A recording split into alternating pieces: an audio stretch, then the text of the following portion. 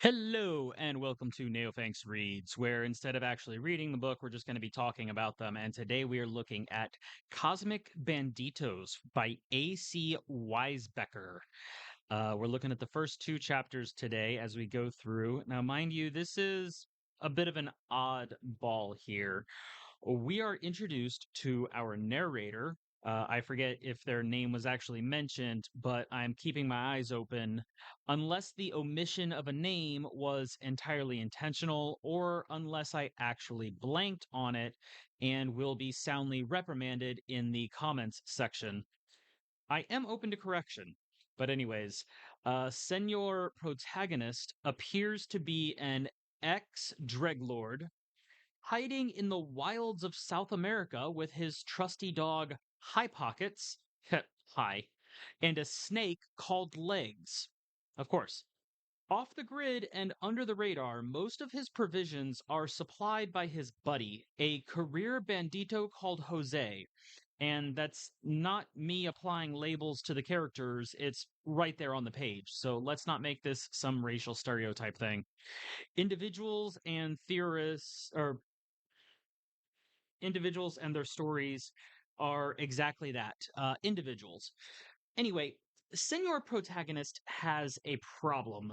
He's bored out of his mind and hiding from the government that basically any that exists anywhere between the Atlantic and the Pacific Oceans, keeping our hero, sure, hero, out of civilization with very little to occupy himself with until Jose brings him some loot, luggage belonging to some tourist family, a mother who only wrote to her doctor, a father who wrote to nobody, and their two daughters, a depressed emo and a two-timing tramp. Again, not me making character judgments.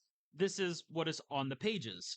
She's got two boyfriends that she is sending postcards to back in the States, plus hidden birth control in her luggage. And Protag Man seriously has nothing better to do, so he's reading all their mail. Going through an entire issue of 17 magazine, and before getting to the dad's textbooks. And holy hell, I am sensing some quantum physics and Schrodinger shenanigans once I turn these pages. Of course, we would have to flashback right away into Senor Protag's history, which has me seriously questioning how he was any kind of kingpin in the first place. It's one thing to traffic huge scores of substances, but to do so while in a perpetual state of altered mind, while your whole crew seems to live in a perpetual state of drug fueled frenzy and having a penchant for wanton violence at little to no provocation.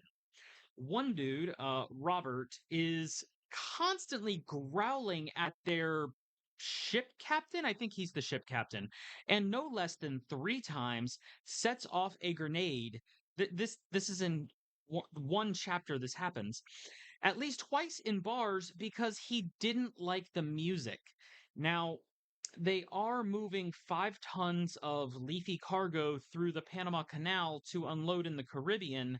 That is until they torch multiple venues and need to flee via charter plane.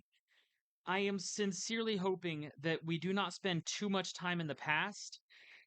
Not a huge fan of Robert, and if we need to be around him for long, this book does run a risk of getting shelved.